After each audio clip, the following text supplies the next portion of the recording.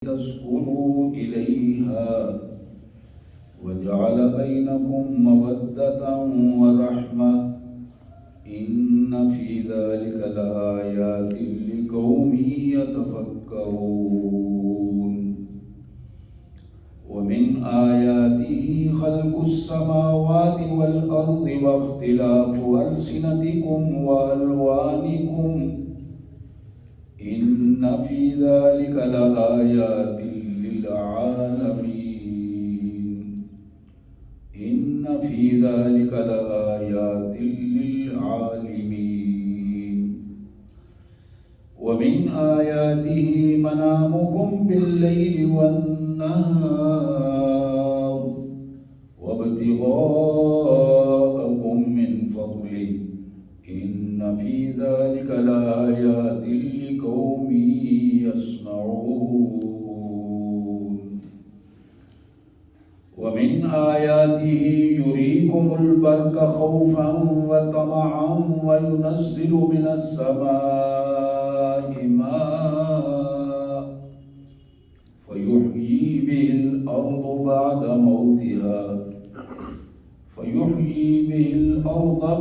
موتها إن في ذلك لآيات لقوم يعقلون ومن آياته أن تقوم السماء والأرض بأمره ثم إذا دعاكم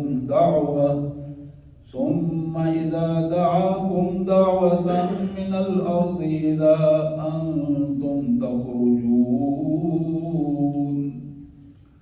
وله من في السماوات والأرض كل له قانتون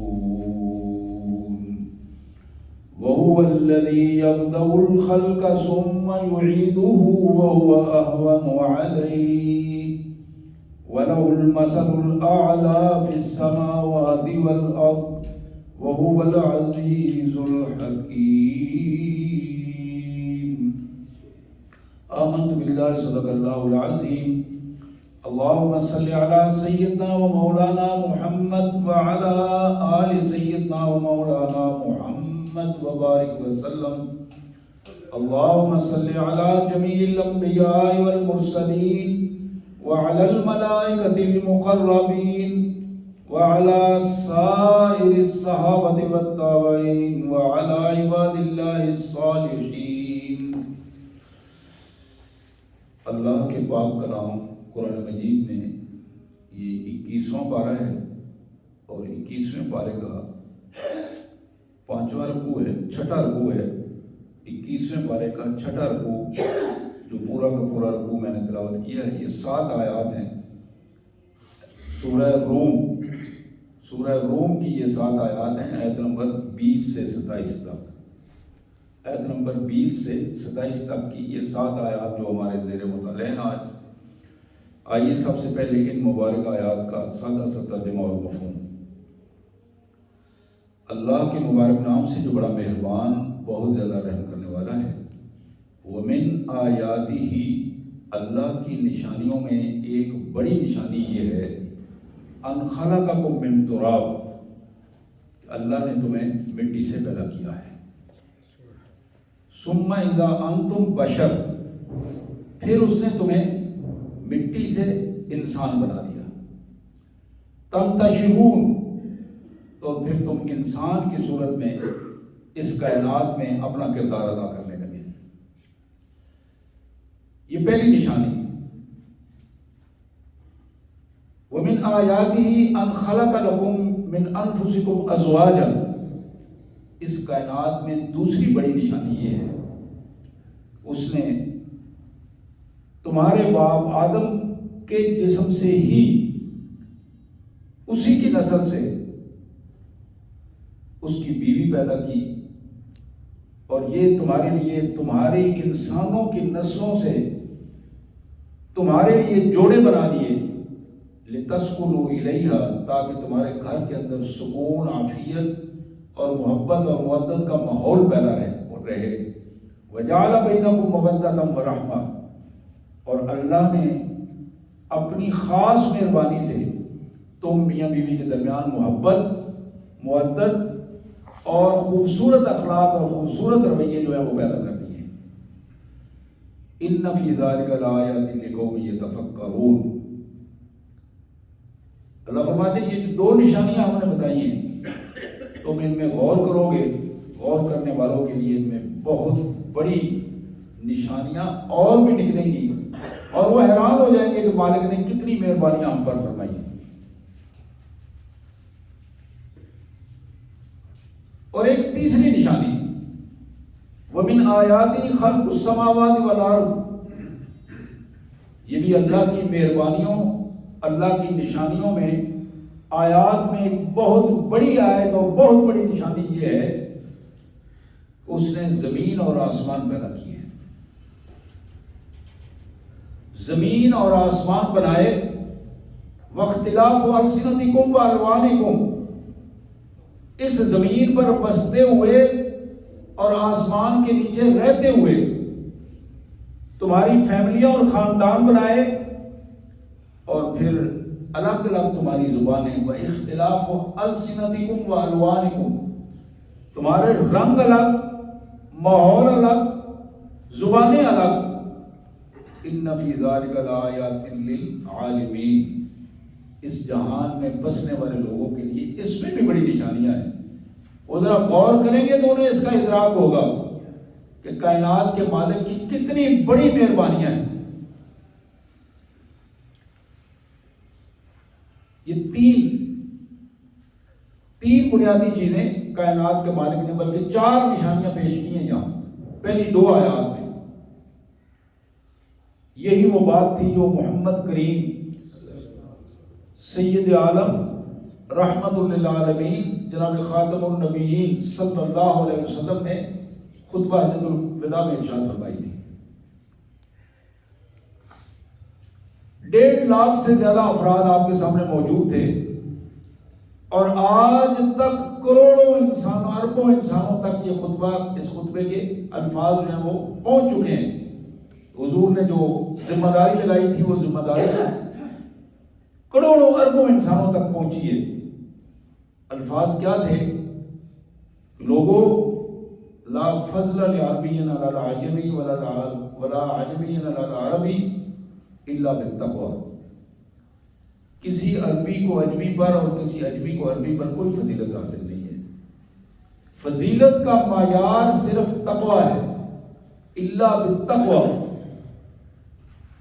اور پھر فرمایا سنو، لا فضل لأحمر علی الاسود ولا اسود علی الاحمر. کسی گورے کو کالے پر اور کسی کالے کو گورے پر کوئی فضیلت حاصل نہیں ہے. کلکم بنو آدم. تم سارے کے سارے آدم کی اولاد ہو. وہ آدم من تراب. اور آدم کو مٹی سے بنایا گیا تھا. آدم کو مٹی سے بنایا گیا تھا. آدم کی بنیاد مٹی ہے، اور اس مٹی سے جب اس کا وجود بنایا گیا اور اپنا کردار اس نے ادا کیا کائنات میں، تو پھر کائنات نے اس اکیلے آدم سے اس کی بیوی کو پیدا کیا. سورہ نساء میں اس کو اور زیادہ وضاحت آتی ہے. پھر ان میاں بیوی سے اللہ فرماتے ہیں کہ وَبَثَّ مِنْهُمَا رِجَالًا كَثِيرًا وَنِسَاءً. پوری کائنات میں ہم نے خواتین، مرد، عورتیں بھر دی پوری کائنات، لیکن بنیادی طور پر یہ آدم کی اولاد ہے، اور آدم اور حوا ان دونوں کی اولاد سے ہم نے اس کائنات کو مزین کر دیا.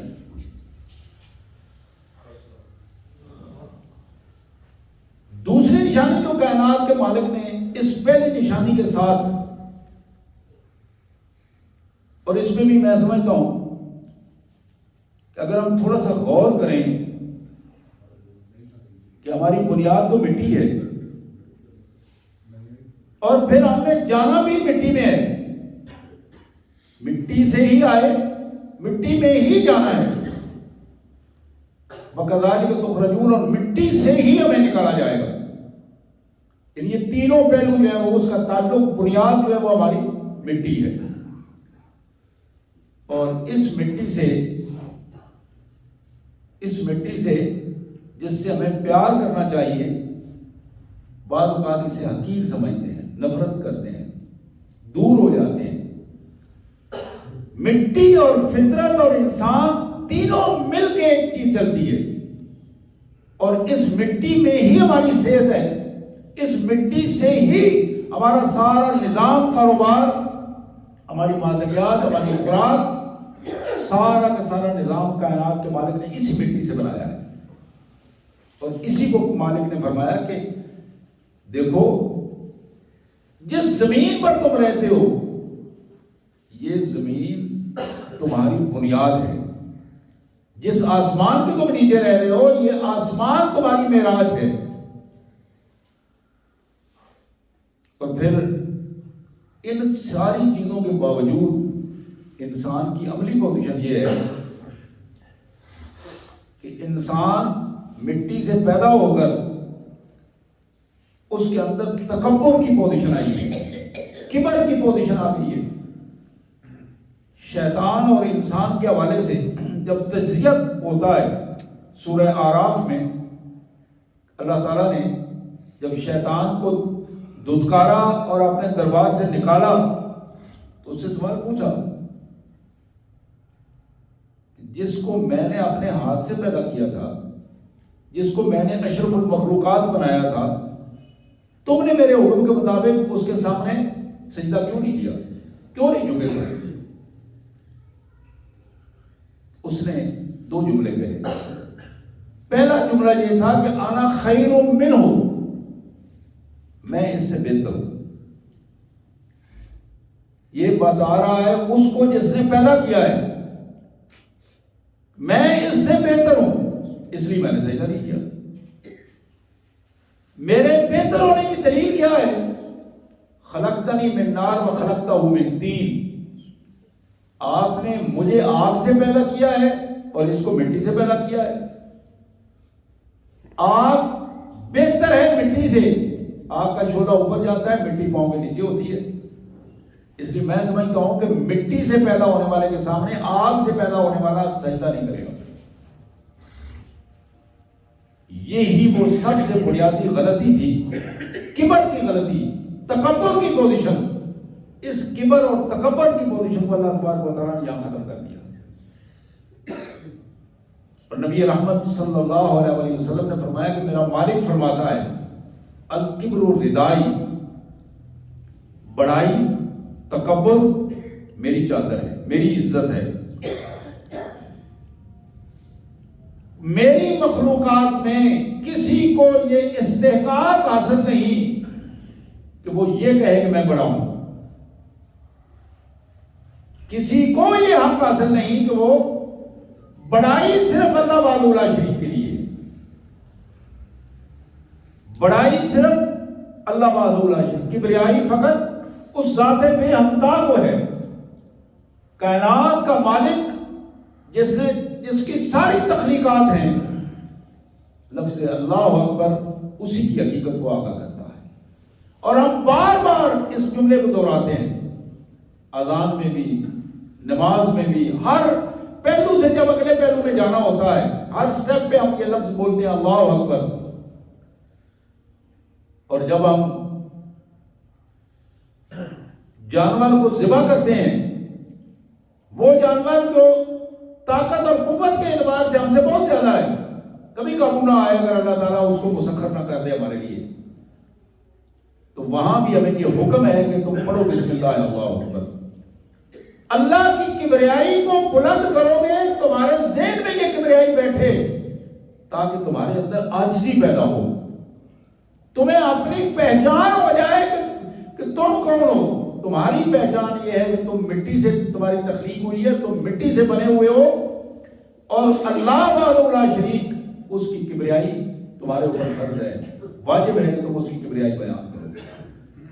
تو یہاں اس پوزیشن کو قرآن مجید نے ہمارے سامنے رکھا کہ دیکھو زبانیں الگ، مٹی الگ، علاقے الگ، ان سارے رنگ تمہارے الگ، اختلاف ہو السنتکم و الوانکم، ان ساری چیزوں کے اختلاف کے باوجود تم انسان ہو، اشرف المخلوقات ہو، احسن تقویم میں پیدا کیے گئے ہو، تم اپنی حقیقت کو اگر پہچانو گے تو پھر تم کبر نہیں بلکہ تمہارے اندر عاجزی پیدا ہوگی۔ رسول کائنات صلی اللہ علیہ وسلم کا فرمان ہے کہ جس بندے کے دل و دماغ میں ایک رائی کے دانے کے برابر بھی کبر آ جائے، تکبر آ جائے، حضور نے فرمایا کہ وہ بندہ جنت کی خوشبو نہیں سونگھ سکے گا، جنت کی خوشبو نہیں سونگھ سکے گا۔ وہ بندہ جس کے دل و دماغ میں یہ چیز بھری گئی کہ میں بڑا ہوں، میری ذات بڑی ہے، میرے اوصاف بڑے ہیں، میرے جیسا کوئی نہیں، میں علمی طور پر بڑا ہوں، میں فن کے طور پر بڑا ہوں، میں مال و دولت کے اعتبار سے بڑا ہوں، میں برادری اور خاندان کے اعتبار سے بڑا ہوں، کسی بھی سطح پر جب اس کے اندر کبر اور تکبر کی پوزیشن آ جائے گی تو نبی رحمت صلی اللہ علیہ وسلم نے فرمایا کہ وہ بندہ جنت کی خوشبو نہیں سونگھ سکتا۔ جانا تو بڑی دور کی بات ہے۔ پھر اس کی مثال دی آپ نے کہ جنت کی خوشبو 40 سال کی مسافت سے آئے گی۔ 40 سال بندہ سفر کرتا رہے، جتنا سفر کرتا ہے اس سے اتنی دور سے جنت کی خوشبو اتنی تیز ہوگی کہ وہاں تک پہنچے گی، لیکن اس بندے کو نہیں آئے گی، یہ بندہ نہیں سونگھ سکے گا۔ اب یہاں بڑا اہم سوال ہے، تو کیا نمازی اگر متکبر ہو تو پھر، اگر مولوی صاحب متکبر بن جائیں تو پھر، ملک کا وزیر اعظم صدر متکبر بن جائے، اذان دینے والا بابا جی متکبر بن جائے، یعنی یہاں یہ بات ایسی ہے کہ جس نے باقی ساری باتوں کو ختم کر دیا ہے۔ اتنا بڑا جرم ہے یہ کبر، اتنا بڑا جرم ہے۔ اللہ کے رسول صلی اللہ علیہ وسلم نے فرمایا کہ کبر جس کے اندر آ گیا وہ ہزاروں صفات بھی رکھنے والا ہو، اللہ تعالیٰ اسے جنت میں نہیں جانے دیں گے۔ اور اس کی پھر مثال آپ نے دی رسول اللہ صلی اللہ علیہ وسلم نے کہ میرا اللہ فرماتا ہے کہ کبر میری رضا ہے، الکبر ردائی، بڑائی میری چادر ہے، میری عزت ہے۔ اور اس سے اگلا جملہ بڑا اہم جملہ ہے کہ جس شخص نے بھی میری چادر کے اندر، میری عزت کے اندر، میری کبریائی کی کیفیت میں مداخلت کرنے کی کوشش کی، جو اس نے چادر پہ گھسنے کی کوشش کی، الفاظ ہیں اور حضور نے فرمایا میرا اللہ فرماتا ہے میں اس کی گردن توڑ کے رکھوں گا۔ تو یہاں یہ پہلو ہمارے سامنے رہنا چاہیے۔ بار بار قرآن جو ہمارے سامنے ہمیں بتا رہا ہے کہ تمہارے لیے سزاوار استحقاق یہ ہے کہ تم سجدے میں جاؤ گے تو تمہاری عظمت ہوگی، تمہاری معراج تمہارے سجدے میں ہے۔ بندہ مومن کی معراج سجدے میں ہے۔ ان العبد یناجی ربہ فی الصلاۃ، بندہ جب نماز میں ہوتا ہے تو آہستہ آہستہ چپکے چپکے سے اپنے اللہ سے گفتگو کر رہا ہوتا ہے۔ الصلاۃ معراج المومنین، بندہ جب نماز میں ہوتا ہے تو یہ نماز مومن کی معراج کی کیفیت بن جاتی ہے، اللہ سے ہم کلامی کا شرف اسے حاصل ہوتا ہے۔ تو میرے پیارے بھائیوں، یہ وہ بنیاد ہے جس کو قرآن مجید ہمارے سامنے رکھتا ہے کہ ہماری نشانیوں میں بہترین نشانی یہ ہے کہ بندے کو اس کا ادراک پیدا ہو جائے کہ میں مٹی سے بنا ہوں، میں مٹی سے بنا ہوں۔ اس دنیا میں جتنا وقت بھی وہ گزارے، جتنا اس کا زندگی ہے وہ گزار کے بالآخر اس نے اسی مٹی میں جانا ہے، اسی مٹی میں جانا ہے۔ اب یہ پہلو اگر ہماری سمجھ میں آ جائے، یہ پہلو سمجھ میں آ جائے، آپ یقین کریں کہ بہت سارے مفادات ختم ہو جاتے ہیں، تعصبات ختم ہو جاتے ہیں۔ یہ جو مفادات کا کھیل ہے، تعصبات کا جو کھیل ہے، یہ سارا کا سارا اسی پہ چلتا ہے، اسی حوالے سے چلتا ہے۔ پھر اس سے آگے اللہ تعالیٰ نے پانچویں بات جو ہمارے سامنے رکھی ومن آیاتہ منامکم باللیل والنہار وابتغاؤکم من فضلہ ان فی ذلک لآیات لقوم یسمعون. یہ جو رات کو تمہیں نیند آتی ہے نا، یہ اللہ کا خاص فضل ہے، اس کی مہربانی ہے، اس کی نشانیوں میں ایک بڑی نشانی ہے. اللہ تعالیٰ رات کو تمہیں سکون عطا کرتے ہیں، نیند دیتے ہیں. ومن آیاتی منامکم باللیل، رات کی نیند اللہ کی مہربانیوں، اس کی نشانیوں میں ایک خاص نشانی ہے. اور جس کو نیند نہیں آتی اس سے پوچھو اس کا حال کیا ہوتا ہے. اذیت ناک کیفیت ہوتی ہے. رات کے وہ 8-10 گھنٹے 5-7 گھنٹے کٹنا مشکل ہو جاتے ہیں. لمحات گن رہے ہوتے ہیں، ایک ایک لمحہ بھاری ہو جاتا ہے. سوئے ہوئے بندے کو محسوس نہیں ہوتا گھنٹے 2-4 گھنٹے گزر گئے، لیکن جاگتے ہوئے اسے ایک ایک منٹ جو ہے وہ گھنٹوں کے اعتبار سے محسوس ہوتا ہے. اور پھر پوری کی پوری صحت جو ہے وہ تباہ ہو جاتی ہے. ذہنی سطح پر بندہ ایسے ہوتا ہے جیسے اڑ رہا ہوتا ہے، اڑا ہوا ذہن جو کام نہ کر رہا ہو. اعصاب اس کے تھکے ہوئے اور انتہائی کمزور اسے محسوس ہوتے ہیں. تو یہ اللہ کی بہت بڑی نعمت. مالک نے فرمایا کہ اس نعمت کا کبھی تم نے شکر ادا کیا. اور یہی شکر ہے کہ جو ہی بندہ صبح اٹھتا ہے تو محمد کریم صلی اللہ علیہ وسلم نے فرمایا کہ تم اپنی زبان سے یہ بات اقرار کرو، اللہم بکا اصبحنا بکا امسینا بکا نحیا بکا نموت و الیک النشور. یا اللہ تیرا شکر ہے، تیرے نام سے، تیری توفیق سے، تیری مہربانی سے میں نے صبح بھی کی ہے، شام بھی کی تھی، سویا بھی رہا ہوں، زندگی بھی ملی، موت بھی تیرے نام سے.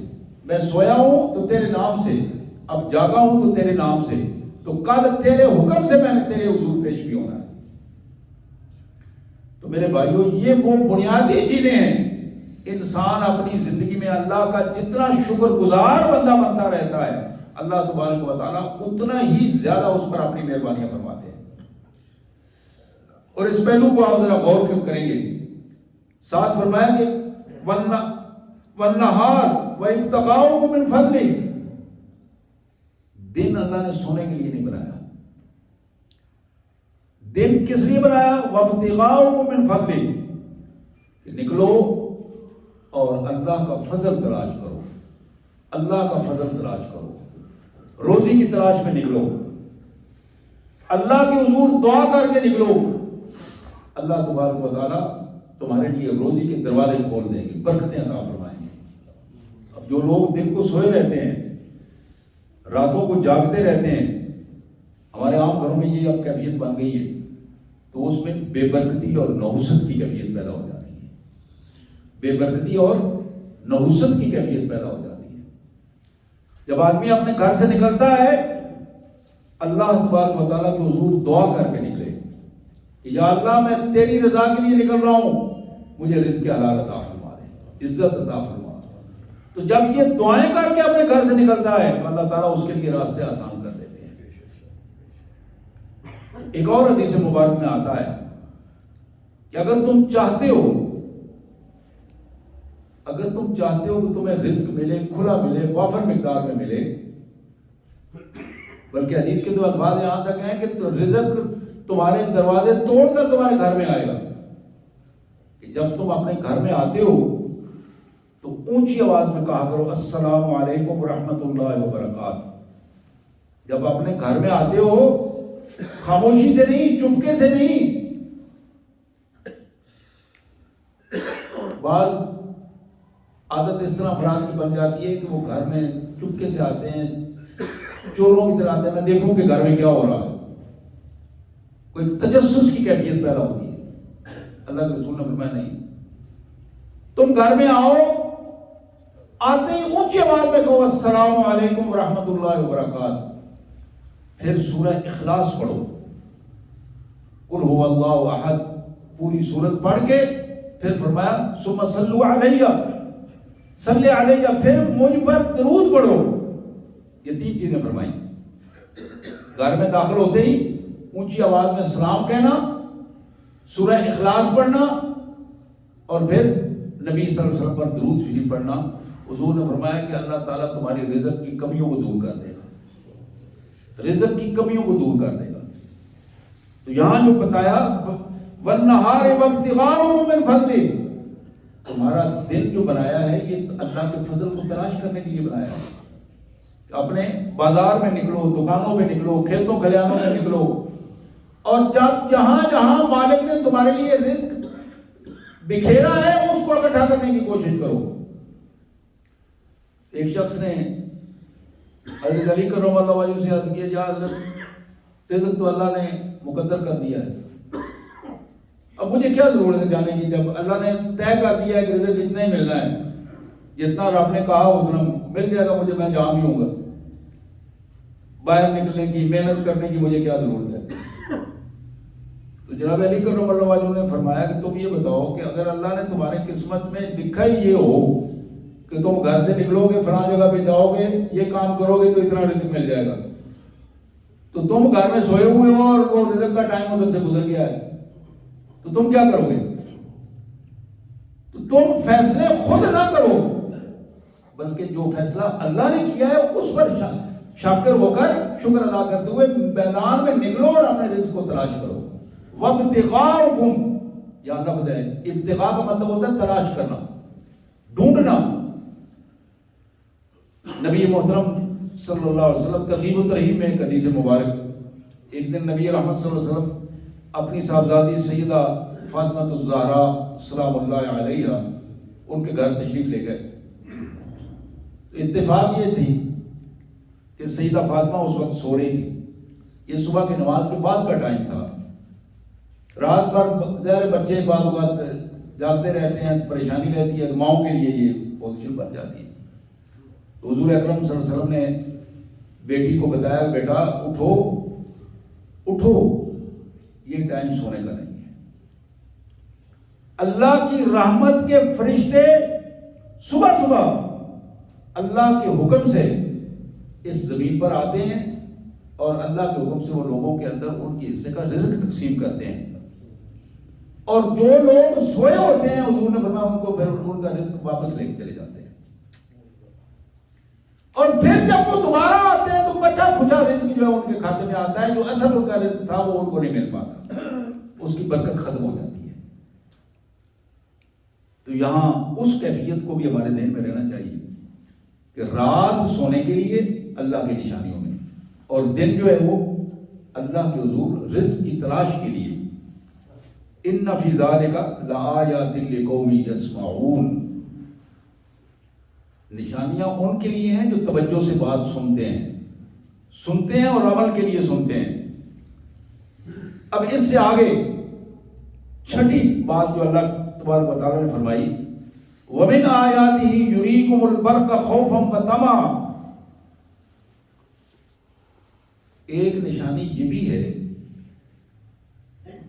کبھی تم نے محسوس کیا ہو تیز بارش ہو رہی ہے، بجلی چمک رہی ہے، کڑک آواز آ رہی ہے، دھماکے محسوس ہو رہے ہیں، اور تمہیں خوف بھی لگ رہا ہے، خوفاً و طمع، خوف بھی ہے کہ کہیں یہ بجلی کہیں گرے گی تو نقصان نہ کر دے، تو اس خوف کی وجہ سے تم چھپ بھی رہے ہو، و طمع، اور تمہیں اس کا طمع بھی ہے، لالچ بھی ہے، خواہش بھی ہے تمہاری کہ بارش ہو اور پھر ظاہر سبزہ اگے اور فصلوں کو پانی ملے، اور جہاں بارش نہیں ہوتی وہاں دیر بعد اگر بارش ہو تو یہ بہت بڑی اللہ کی نعمت اور اس کا شکر گزاری کی کیفیت پیدا ہو جاتی ہے۔ اور خاص کر یہ پہاڑی علاقے جہاں برف باری ہوتی ہے، آپ نے محسوس کیا ہوگا کہ وہ لوگ شکر کرتے ہیں کہ اتنی زیادہ برف اس دفعہ پڑی ہے تو اتنا زیادہ پانی جو ہے وہ ذخیرہ ہوگا اور ہمارے لیے آسانی ہوگی اور فصلیں زیادہ ہوں گی۔ تو یہاں کائنات کے مالک نے فرمایا، کیا تم نے اس پر کبھی غور نہیں کیا؟ یہ اللہ کی کتنی بڑی نعمت ہے، بارش کتنی بڑی نعمت ہے، اور جہاں بارشیں نہیں ہوتی اللہ بارشیں روک لیتا ہے، وہاں کیا ہوتا ہے؟ وہاں فصلوں کا پیدا ہونا مشکل ہو جاتا ہے، زمین اور موسم کی خرابی کی پوزیشن زیادہ بنتی ہے، اور جب انوائرمنٹ خراب ہو جاتا ہے موسمی حالات خراب ہو جاتے ہیں، آب و ہوا کی خرابی کی پوزیشن پیدا ہوتی ہے، تو نتائج کیا نکلتے ہیں؟ انسانوں اور جانوروں میں بیماریاں اٹھنا شروع ہو جاتی ہیں۔ تو یہ کمال قسم کی مالک کی مہربانی ہے کہ اللہ تعالیٰ اپنی بارشوں کے ذریعے، اپنے رحمت کے پانی کے ذریعے اپنے بندوں کی زندگی جو ہے اس کو ترویج دیتے ہیں۔ اور اسی کو کائنات کے مالک نے فرمایا وَجَعَلْنَا مِنَ الْمَاءِ كُلَّ شَيْءٍ حَيٍّ، کہ پانی وہ چیز ہے جس سے ہم نے پوری کائنات کی زندگی کی بنیاد بنا دیا ہے۔ آپ اس کائنات کی کسی چیز کو بھی دیکھیں گے اس کی بنیاد میں پانی ہے، اس کی بنیاد میں پانی ہے۔ اللہ نے فرمایا کہ یہ پانی اس زندگی کی بنیاد ہے۔ اور فَيُحْيِي بِهِ الْأَرْضَ، آسمان سے ہم نے پانی اتارا، اس سے زمین کو، مردہ زمین کو ہم نے، بنجر زمین کو بنجر ہونے کے بعد زندہ کر دیا۔ إِنَّ فِي ذَلِكَ لَآيَاتٍ لِقَوْمٍ يَعْقِلُونَ، عقل مند لوگوں کے لیے بڑی نشانیاں ہیں، بجائے اس کے کہ وہ اس میں اپنا کردار دیکھیں اور کردار ادا کریں، اس کی بجائے وہ کبر کی پوزیشن میں آ کر یہ کہنا شروع کر دیں زمین میری، پانی ٹیوب ویل سے میں نے چلایا، موسمی تغیرات میں میں نے مختلف حوالوں سے یہ کام کیے، کھادیں میں نے ڈالی، تو آج جو رزق کی پوزیشن ہے یہ میری اپنی مرہون منت ہے۔ اللہ تعالیٰ قرآن مجید میں دوسری جگہ پہ فرماتے ہیں کہ پھر ایسا بھی ہوتا ہے جب ہمارے بندے اپنے کبر کی کیفیت میں انتہا کو پہنچ جاتے ہیں، میرے بندے جب اپنے آپ کو اپنے سطح سے نیچے گرا لیتے ہیں تو پھر نتیجہ کیا نکلتا ہے؟ کبھی کبھی ایسا بھی ہوتا ہے کہ وہ فصلوں کو کاٹنے کے لیے صبح صبح نکل کے جاتے ہیں اور پھر وہ محسوس کرتے ہیں کہ شاید ہم راستہ ہی بھول گئے، وہاں فصل نہیں، وہاں چٹکل میدان ہوتا ہے، چٹکل میدان ہوتا ہے۔ یہ پیچھے آپ نے اپنی زندگی میں دیکھا جہاں جہاں سیلاب آئے تھے، ہزاروں مربع ایکڑ رقبے جو ہیں وہ فصلیں، کھڑی فصلیں جو ہیں وہ تباہ و برباد ہو گئی۔ یہ کہ کیوں تباہ و برباد ہو گئی؟ بما کسبت ایدی الناس، قرآن بار بار کہتا ہے کہ لوگوں کے اپنے ہاتھوں کی کمائی ہے، جتنی وہ بد کرداری میں اپنے آپ کو لے کے آئیں گے، پھر جب ہم سزا انہیں دیتے ہیں تو پھر اس سزا میں یہ سزا بھی ہوتی ہے کہ ہم اس زمین سے ان کی محنت جو ہے اس کو رائع کر دیتے ہیں، جسے وہ اپنی محنت اور اپنی کارکردگی کے طور پر شو کرتے ہیں۔ اگر ان کی زبان سے یہ جملہ نکلتا ہے یہ تو اللہ کا کرم ہے، یہ تو اللہ کا کرم ہے۔ سورہ کہف میں اللہ تعالیٰ نے اس کی مثال دی، دو بندوں کی مثال دی، اور وہ دونوں بندے آپس میں ایک دوسرے سے مکالمہ کر رہے تھے۔ تو ایک نے کہا یار تمہاری زمین زیادہ ہے مجھ سے، تو وسائل بھی تمہارے پاس زیادہ ہیں، پیسے بھی ہیں تمہارے پاس، زمین بھی زیادہ ہے، پانی شانی بھی زیادہ ہے تمہارے پاس، تو اللہ کا شکر ادا کیا کرو۔ میرے پاس زمین کم ہے، پانی تھوڑا ہے، لیکن میں محنت کر رہا ہوں اور اللہ کا شکر ادا کرتا ہوں، اللہ تعالیٰ اس میں میرا گزارا کر دیتا ہے، برکتیں دے دیتا ہے۔ تو تم بھی اس نے کہا یار کیسی باتیں کرتے ہو، زمین میری ہے، پانی میرا ہے، محنت میں کرتا ہوں، جو کچھ مجھے یہاں ملا ہے کل میں مر جاؤں گا تو پھر بھی آگے جا کے بھی مجھے اس سے بہتر مل جائے گا۔ اس نے کہا تم اللہ کا شکر ادا نہیں کرتے، تم سارا کچھ اپنے اوپر لے رہے ہو اور پھر اس طرح کی تکبر والی باتیں کر رہے ہو، یہ کیسی حرکتیں کر رہے ہو؟ اب قرآن یہ فرماتا ہے، سورہ کہف کی میں بات کر رہا ہوں، کہ وہی بندہ جس کو ہم نے بہترین زمین دی تھی، باغ بنا کے دیا تھا، اس باغ کے ارد گرد ہم نے کھجوریں لگا دی تھی، اس میں انگور بھی موجود تھے، فصلیں موجود تھی، درمیان میں ہم نے نہر چلا دی تھی، یہ سارا منظر قرآن نے ہمیں بیان کیا، نہر چلا دی تھی، ان نہر کے دونوں طرف ان کے کھیت تھے۔ اب ایک بندہ جب اپنے کھیتوں میں گیا صبح تو بھائی بربادی ہو گئی تھی، دوسرا اس کے ساتھ اپنے کھیتوں میں کام کر رہا تھا، وہ خوش تھا، وہ بالکل اسی طرح تھا۔ اب اس کو ہوش آئی جب وہ سب کچھ لٹوا بیٹھا، اس وقت اس نے کہا کاش میں بھی اللہ کا شکر ادا کرتا، کاش میں اللہ کا بندہ بن جاتا، کاش مجھے یہ ادراک ہوتا کہ میں اس مٹی سے بنا ہوا ہوں. اس مٹی کا ادراک نہیں ہو سکا مجھے، میں بھول گیا اور میں نے اپنے آپ کو نعوذ باللہ بڑا بنا کر پیش کرنا شروع کر دیا. تو میرے بھائیوں، یہی پیغام قرآن مجید کی آیات بار بار ہمیں پیغام دیتی ہیں کہ تم بڑے نہیں ہو، تم بڑے نہیں ہو. اللہ کے حضور جتنا زیادہ تم اپنے آپ کو چھوٹا بنا کر پیش کرو گے، نبیوں کو حکم دیا گیا، نبیوں کو، کائنات کا سردار نبیوں کو حکم دیا گیا کہ کہو لا الہ الا انت سبحانک انی کنت من الظالمین. نبیوں کو سورہ اعراف میں آتا ہے اللہ تعالیٰ اپنے پیارے رسول صلی اللہ علیہ وسلم کو، محمد رسول اللہ کو خطاب کر کے فرماتے ہیں کہ میرے رسول، یہ بھئی ہم تمہاری طرف کر رہے ہیں، لیکن اشرکت لیحبطن عملک. ڈائریکٹ اللہ نے خطاب فرمایا کہ میرے محمد صلی اللہ علیہ وسلم، اگر تم نے بھی شرک کیا تو ہم تمہاری زندگی کے بھی سارے اعمال ضائع کر دیں گے. شرک جو ہے یہ کبر کی بہت بڑی بدترین علامت ہے، بدترین علامت ہے. تو یہاں کائنات کے مالک نے ہمارے سامنے جو جن چیزوں کو رکھا ہے، ہماری تخلیق کی بات رکھی، ہماری فیملی کی بات رکھی، ہمارے رزق کی بات رکھی، ہمارے دن اور رات کی بات رکھی، اور پھر ان حالات میں آپ نے کبھی غور کیا ہو، کچھ گھر ایسے بھی ہیں اپنے گھروں میں بندہ جاتا ہے اور وہ اتنا ماحول تلخ بنا دیتا ہے، گالم گلوچ، برا ماحول، اچھی زبان استعمال نہیں کرنا، اخلاق موجود نہیں ہے، اپنے گھروں میں ایک تلخ ماحول پیدا کر دینا.